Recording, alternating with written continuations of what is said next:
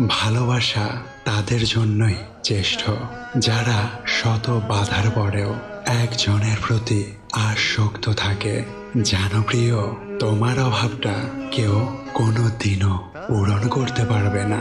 তুমি আমার খুব দামি স্পেশাল একটা মানুষ। হাজারো মানুষের ভিড়ে তুমি আমার একান্ত শখের একটা মানুষ।